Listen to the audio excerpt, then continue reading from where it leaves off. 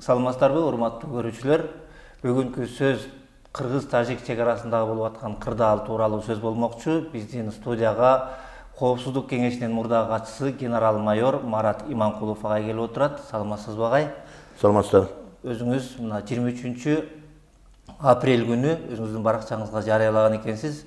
Бул чек араны чечүү деги эле чек араны жолго коюу бул өтө кылдат нерсе. Эгер бир беткей чечиле турган болсо, анда согуш чыгып кетиши да мүмкүн деген ойлорду айткан экенсиз да.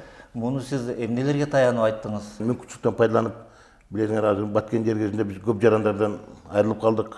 Окко учкандар болду, 13 киши каза болду дейт. Ошонун ичинде жаш бала кызыбыз каза болуптур. Биздин аскер кызматкерлеринен каза болгондор бар. 100ден ашык жаракат алгандар бар экен, ок менен жаракат алгандар. Канча деген тамдар өрттөнүп, заставалардын зданиялары өрттөнүп кетиптир. Мен ушул мүмкүнчүлүктөн пайдаланып ошол эки каза болгондордун, жаракат алгандардын туугандарына бир көңүл айткым келет. Мен жазганым, мага бир журналисттер интервью алып, анан мен берген интервьюдан толук бербегендиктен, анан мен ушул пикиримди толуктап коеюн деп гана бергем. Бул жалпысынан бергем. Анткени билесиңер, азыркы биздин жаңы бийлик ушу чек ара маселесинде активдүү иш кылабыз деп, ушу көп жылдардан бери чечилбей аткан бул Кыргызстанда бир көйгөйлөрдүн бири эле да, чоң көйгөйлөрдүн бири. Мына ушул тезирээк чечип, ушу элибизди ушу көйгөйдөн кутултсак деген аракет кылып атканын байкап, анан мен ошондо ошолордун кулагына кулак сыр катары, сырга катары мындай укса, биздин мурдагы биздин басып өткөн тажрыйбабызды пайдаланып калса деген ниетте гана мен ушул экини жарыялагам. Туура айтасыз, мен ошол эле пикирде турам азыр. Бул чек ара маселесин өтө кылдат караш керек. Бул бир жактуу чечиле турган маселе эмес да. Өзүңдүн аймагың эмес. Өзүңдүн аймагың болсо, бийликтер өз билгендей кылып чечип, эл менен сүйлөшүп алса болот. Бул деген эки мамлекет болгондон кийин, эки мамлекеттин ортосундагы чек ара сызыгын такташып атканда, эки мамлекеттин кызыкчылыгы турат жерде. Эки элдин кызыкчылыгы турат. Өзгөчө ошол эки чек ара зонасында жашаган элдердин жеке кызыкчылыктары дагы турат да. Ошондуктан көп кызыкчылыктарды камтыган маселени адан этияттык менен, жанагындай дипломатиялык жол менен, сүйлөшүү жолдору менен гана чечкенге болот бул маселе. Башка жол жок. Башка жол эгерде бирөө жок, мен андай жолду тандабайм, мен өз билгендей кылам. Мен өз билгендей сызып алам чек араны деп эмете турган, бул деген бул тирешүүнүн жолу кечекидей, бул согуштун жолу. Ал согушка бизге кереги жок.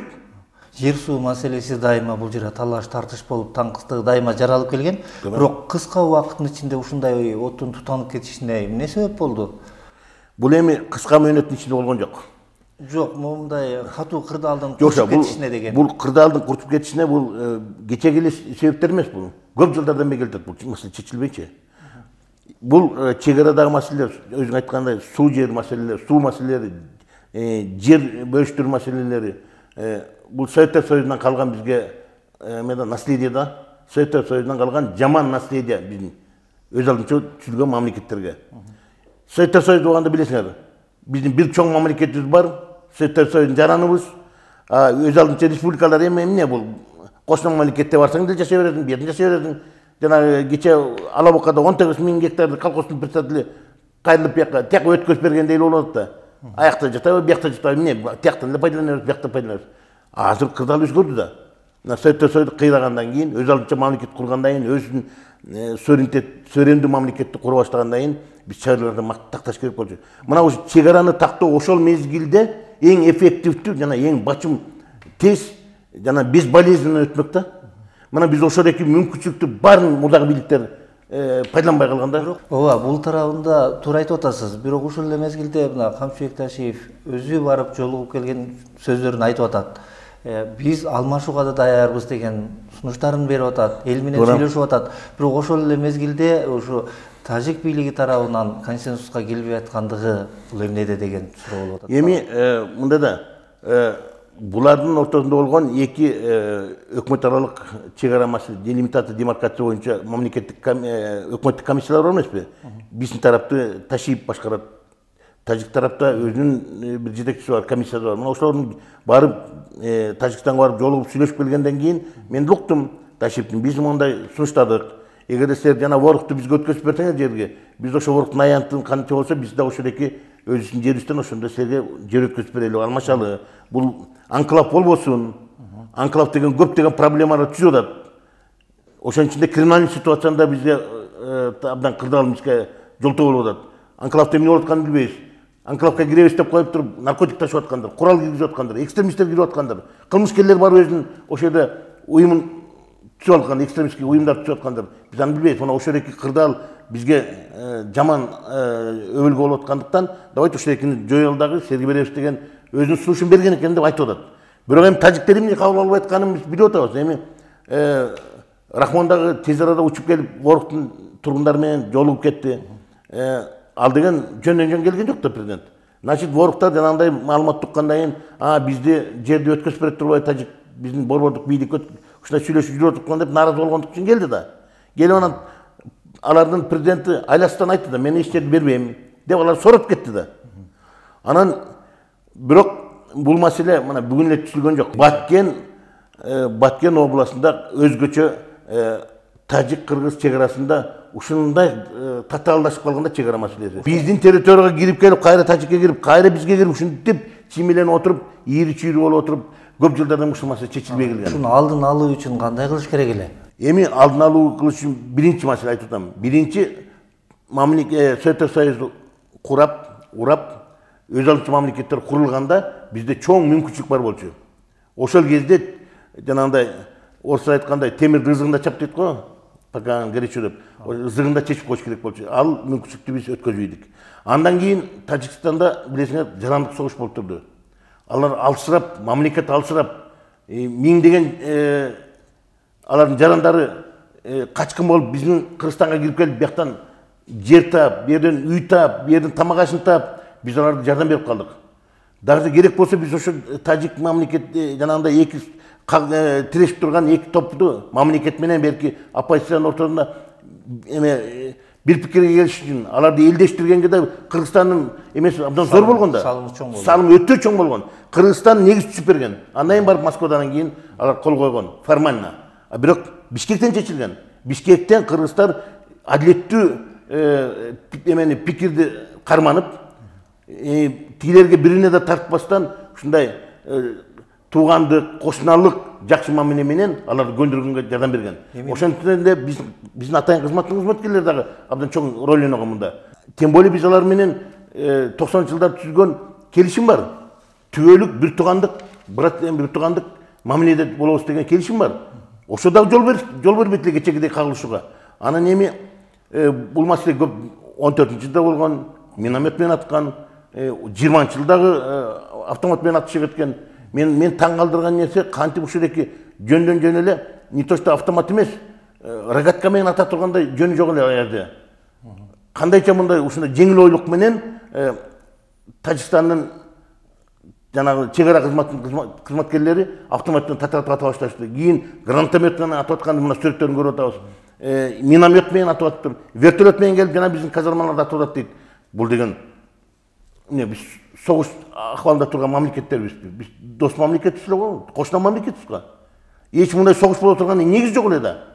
Чек ара маселелери боло берет да, аны акырын чечиш керек эле. Бирок ошо чек арадагы маселелер, ушу чек арада маселе бар деп эле ушундай адамдарды өлүмгө дуушар кылышыбыз керек беле? Бул эси жоктук. Вообще бул акмакчылык да бул деген. Мына биздин губернатор Субаналиев барып өзүнүн коллегасы менен, Ходжентик губернатор менен сүйлөшкөндөн кийин Исфара районунун акимине тапшырма берген экен, буйрук берген экен. Жанагы столбого орнотуп койгон камераны алгыла, сиз мыйзамсыз орнотконсуңар деп.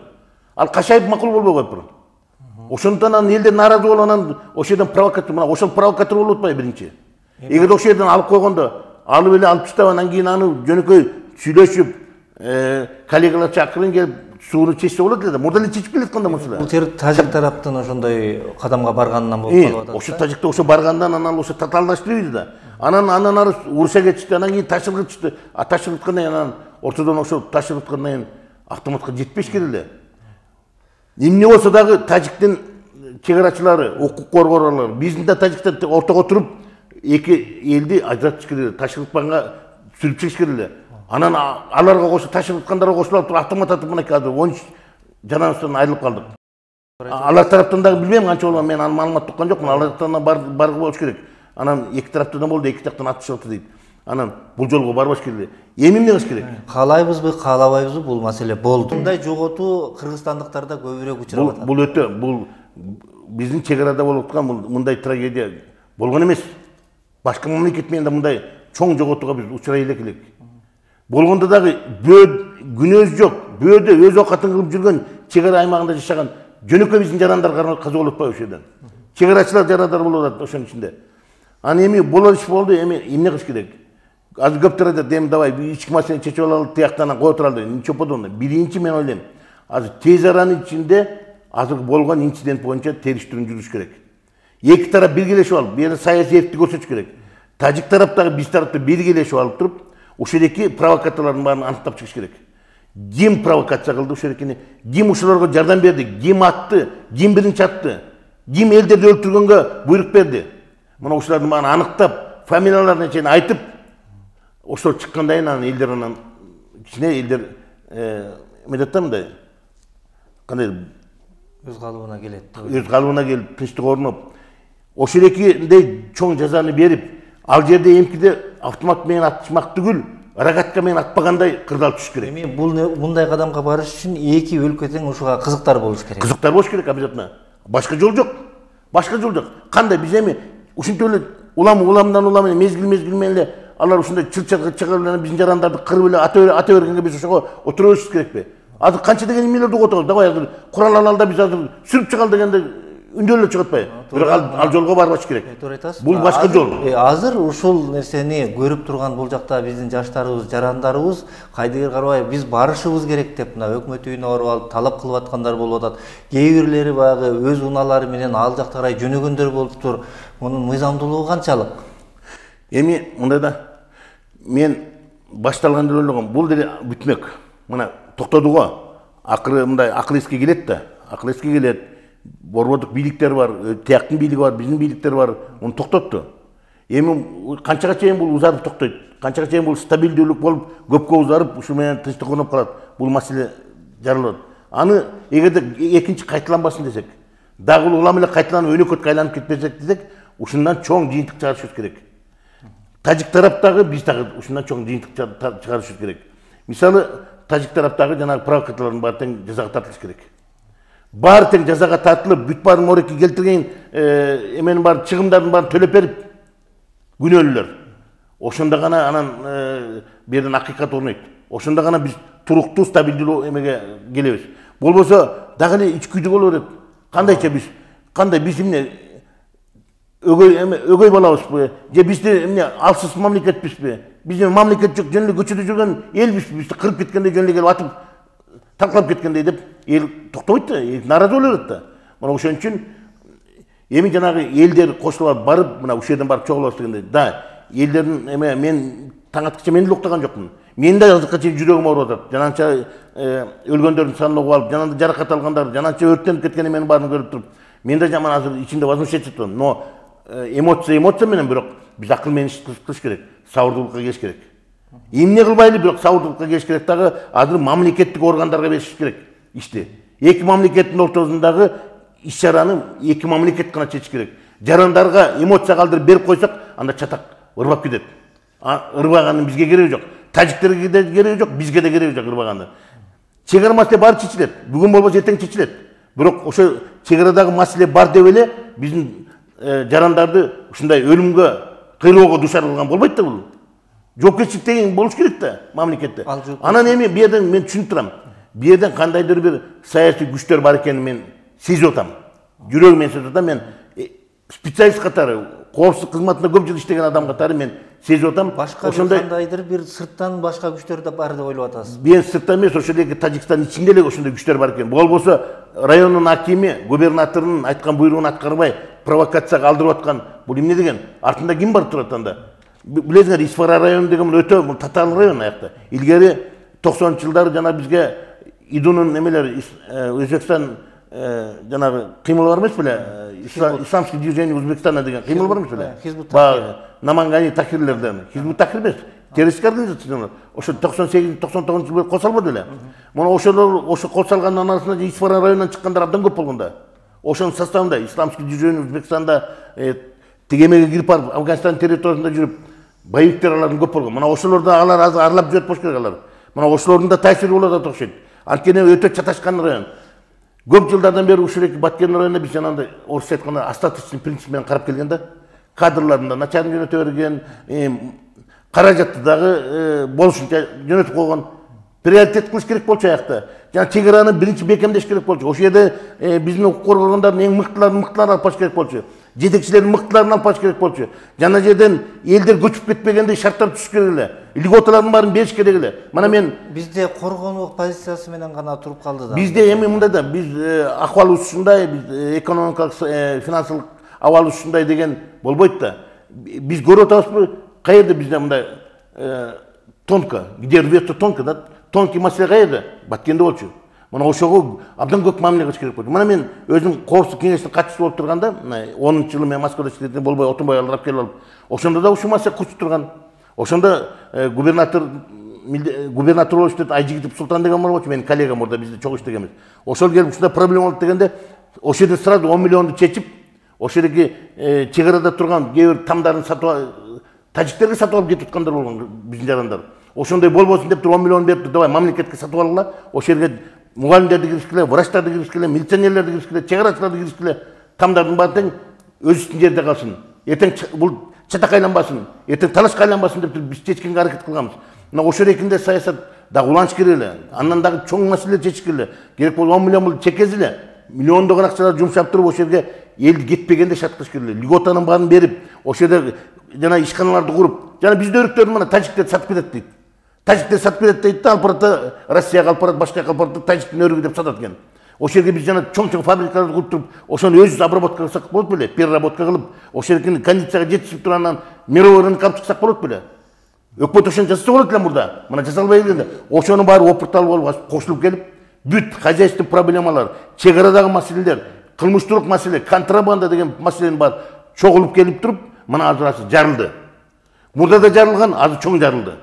Эми кийин мындан да чоң жарылышы мүмкүн. Бирок биз ошого жол бербешибиз керек. Азыр дагы чоң иштер жасаш керек. Өзүңүз айтмакчы, азыр мындай деп айтып өтүңүз, губернатор айткан нерсени райондун акими аткарбай койгондугу.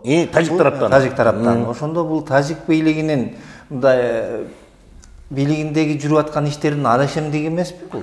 Эми бул деген эмненин жөнүндө кеп кылат? Бул деген Тажикстанда кандайдыр бир саясий туруктуулук жок дегендей бир мыслга мен баратам да. Значит, аякта өз алдынча бир саясий оюндар жүргүзүп турган топтор бар экенинен белгилеп атат да.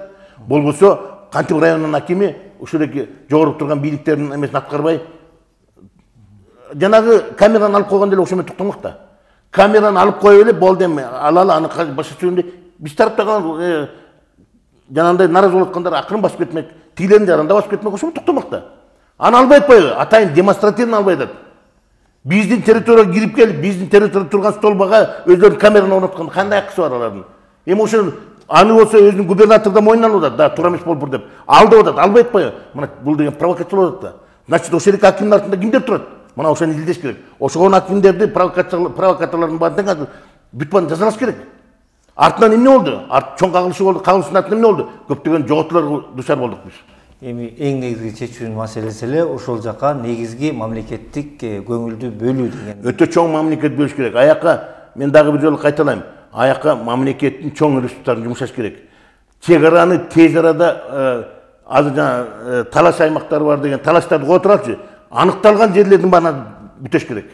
Аныкталган жерлердин баарын бүтөп, тосмолордун баарын тезирээк орнотуп, ошол жерге биздин күч түзүмдөрдү дополнительно коюп, кырдаал ушундай болгондуктан биз күч структураларына дагы дополнительный штаттарды берип, илгери дагы бир жолу мен айтып кетем, мына биз ошол коопсуздук кеңеш секретарь болуп турган кезде дагы ошол эки чек-арачыларды биз жанагындай усилить этели деп, укреплять этебиз деп 500 штаттык эмени кошуп бергенбиз. Ошого жанагы азыркы жана бир кече тажик тараптан таландык алынган заставалар ошол кезде курула баштаган. 3-4 заставаны. Чек аранын чектеши бизде кыргыз-тажик чек арасынын чектеши 970 километрди Километр, экен. да. Анын 400 километрден ашыгыраагы чечиле элек маселе болуп атат да. Муну кыска мөөнөттүн ичинде чечип коюуга мүмкүнбү? Мүмкүн эмес. Муну чегараны эгерде биздин тарапта, эгерде биздин каалообуз менен чечсек, эч жак чечип коймокчу да.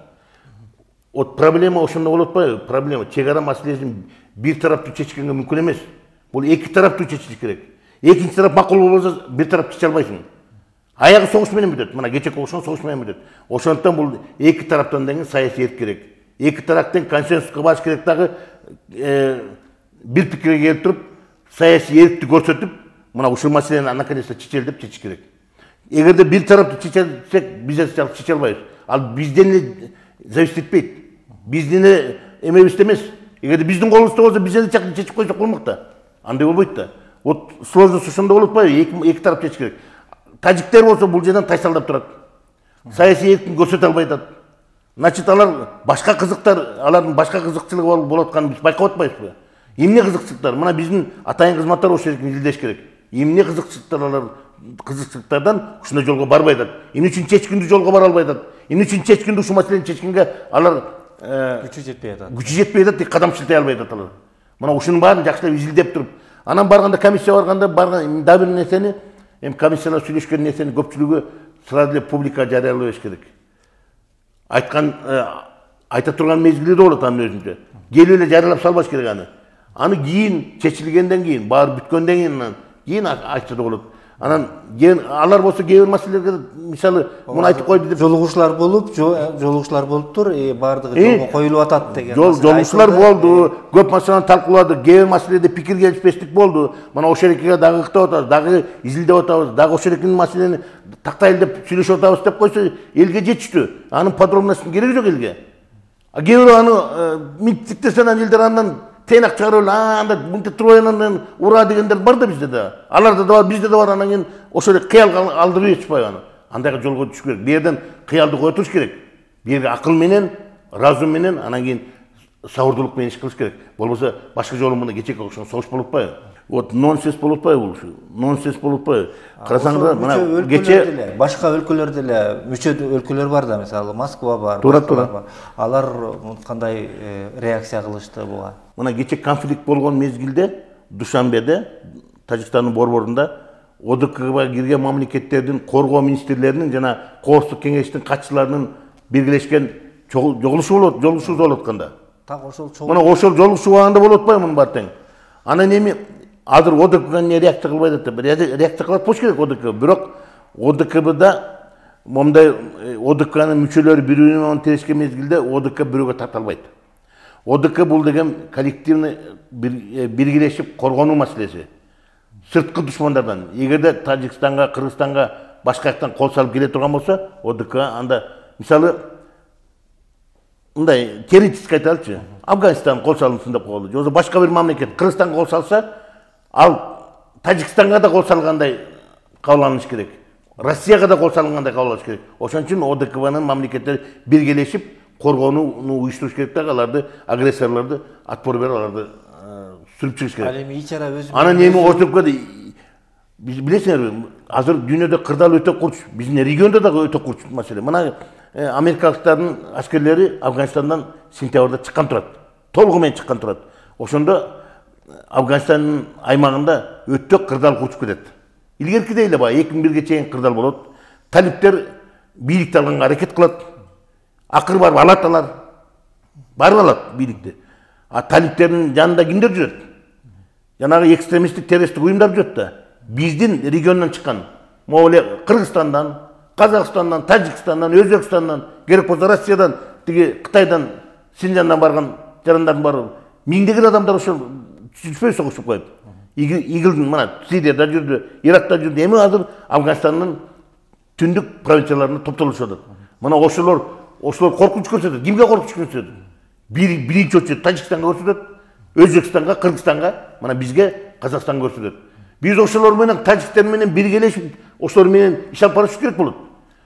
Наоборот, биргелешип иш алып барган ордунда кайра биз бири-бири менен монтип конфликте өтөт. Бул кандай бул? Дагы бир маселе, чегара кызматы тууралуу, чегара аскерлери ушундай азыркы кырдаалдагы жасаган иш аракеттерине кандай баа бересиз? Эми Эмне үчүн чек ара бир менен ачып кетти? Бул биринчи жолу болгон жок.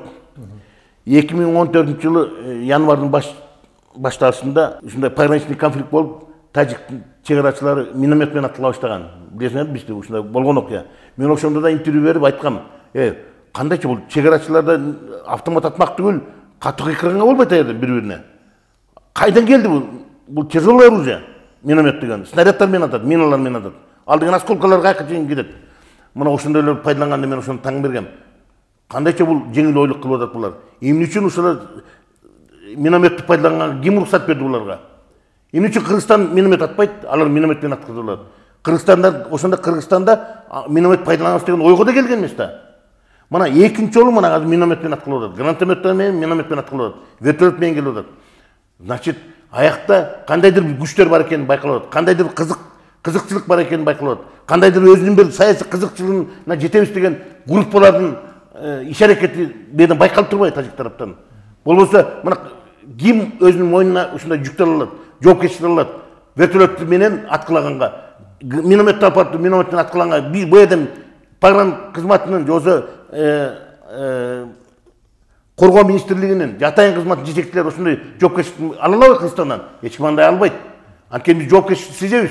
Билет биякталар, андайга барбаш экенин. Атайсыздар мен муну жеңил ойлук кылып туруп болчу сразу бирдеме болгондо эле миномет менен аткылап атат. Мына ушул экини да изилдеш керек. Ушул эки болду. Муга токтотуш керек мындайларды. Экинчи мындай кылбаганга токтотуш керек.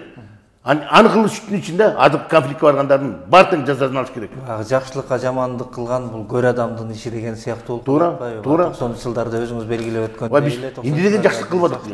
Эмне деген жакшылык кылбадык? Мен өзүм билем, мына мен атайын кызматта иштеп жүргөм, ошондо биздин коллегалар келип, бир күн эки күн совещание болгондо кеткизи келбей бир жума алып жатканбыз бияктан. Өтө коркуп калып, барсак автомат менен жүрөбүз дейт, жаныбызда граната дейт, машинадан чыккандан коркобуз дейт. Сиз деп жыргал турбайбы? Тынчтыкты кармагыла деп мен бир полковник коллегам Тажик Алиев деген келип, бирден мен аны бир жума алып жүргөм ошол жерден. Көрүп алып таң калган, кыргыздар абдан сонун эл турбайсыңарбы? Карчы ынтымакта, тынчтыкта жашап атат. Биз монтип согушуп алып, иттей жаман болуп атабыз деп кеткизи келбей бирден. Аны бир жумадан эптеп кеткен. Ал ошол Кыргызстандын киргизүүсү менен ошентип тынчтык орногон, ошонун натыйжасында Имамалы Рахман бийликке келген. Туура. Анан азыр бийлиги күчтөнүп калды, өзүнүн керек болсо мураскерин даярдап аткан мезгили азыр. Туура. Анан ушундай мезгилде анан кайра Кыргызстанды карай ошол экини эске алып, ошо Кыргызстандын, кыргыз элинин, кыргыз мамлекетинин кылган жана жардамын, ошол эки боордош кошуна элдин жанагындай бир туугандык мамилесин эске алып туруп эле ошол экини сыра токтотуш керек эле. Аз да кеч эмес, аз да ушуну токтотуп калып, ошол экини экинчи болбогондой тыянак жыйынтык чыгаш керек да ушундан. Ал эми жанагы жоготууларга кыргыздар тарабынан көп жоготуулар болду. Биз алардан компенсация сурай алабызбы? Обязательно. Мен ошону айтып атпаймынбы? Биринчи териштириш керек. Чыгымдарды кайра кайтарып алууга компенсация сурай алабыз. Чыгымдарды алыш үчүн биринчи териштириш керек. Мына кылмыш иштери козголду болуш керек, биз тараптан козголду болуш керек, алардан да козголду. Мына эми ошол экинин баарын тең тергеп, аны созуп жатып албастан тез арада оперативный тергеп, ошол экинин баарын күнөөлүүлөрдүн баарын аныктап, эгерде ошол эки мамлекеттик кызматкерлер, мамлекеттин аскер кызматында, чек ара кызматында тургандар тарабынан ушундай провокация кылып туруп, ушундай жанагындай өлүмгө дуушар кылса, жанагындай биздин көп жарандар жаракат алып, биздин имараттардын баарын өрттөп талкалаганга жол бергендер баардык компенсацияга биз аларга алдына коюшубуз керек. Мына момча калып туруп биз аларга доо коюшубуз керек. Момча силердин күнөөңөрдөн, силер кылган аракеттен момча деген эме өрттөндү, момча киши өлдү, момча деген жаракат алды, момча чыгым болдук деп туруп аларга доо коюшубуз керек. Баары далилдениш керек. Далилдениш керек, биринчи далилдеп бериш керек. Бирин далилдеп туруп аларга коюш керек. Ушунда азыркы мезгилдеги биздин бул жактагы жарандарыбыздын баардыгынын баргысы келип атат. Бүт эле ошол жакка барып жардам берсек деген нерсе ойдо турат, баардыгынын кыялында ошол. Сиз буга кандай деп баа берет элеңиз? Мен бул биздин патриоттук сезим, биздин жарандардын патриоттук сезими абдан мен колдойм. Бирок кай жагынан колдойм?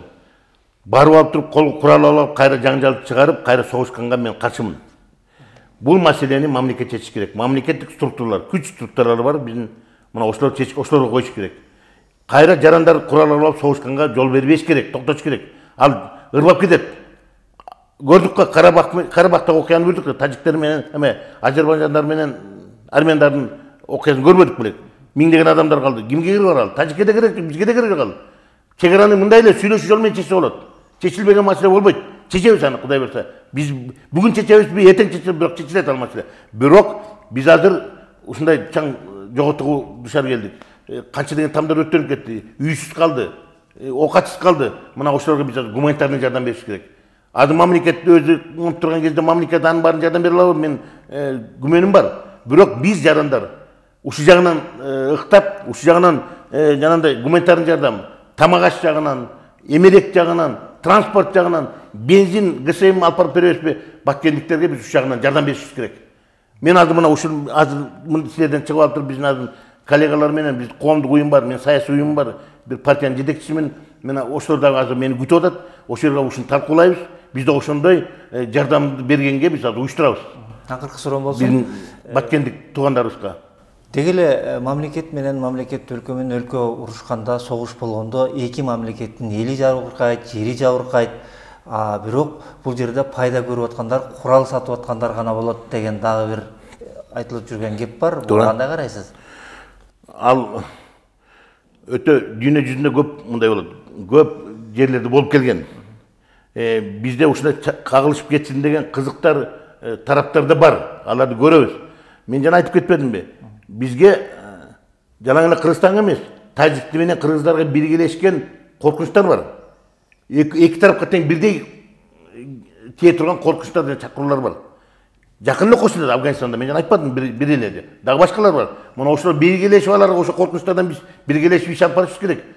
Биз менен согушкондун ордуна наоборот биригишибиз керек, ошону кылышыбыз керек. Аны биздин Тажикстанда коллегалар да терең түшүнөт. Биз да терең түшүнөбүз. Бирок эми о жерден кыял калтырып, эмоция калтырып, жанагындай тентек балдарын, тажиктардын баш ийбеген жанагы криминалдарына болобу, экстремисттерине ошолордун баарына салып берип анан кийин мону кыргын салып бергенге болбойт да. Мамлекет кайда отурат? Мамлекет деген барбы? Тажикстанда мамлекет бар да. Жарандык согуш бүткөн, мамлекет бийлик орногон. Мына ошолор ошону токтотуш керек эле жанагылардын баарын. Охотничий ружье менен аткылап жүрүшөт. Автомат менен аткылап, мына ошого жол бербеш керек эле да. Мына кеп ошондо болуп атат да. Бирибизге жардам берген ордуна кайра бирибиз менен кырылышып атабыз. Кандай болуу? Бул эме үчүнчү күчтөр бар. Бул тутанып кетсин деген күчтөр бар азыр. Керек болсо ТК да курал берип, бизге да курал берип туруп, экөөбүздү кайра согуштуруп, мындан дагы жаңжалды өрчүтүүгөнгө кызыктар күчтөр толтурат. Ушундайлар өздөрүнө пайда издеген. Бизде да пайда издегендер бар. Биз ошолорго жол бербешибиз керек. Ошолордун оюна жеткизбешибиз керек.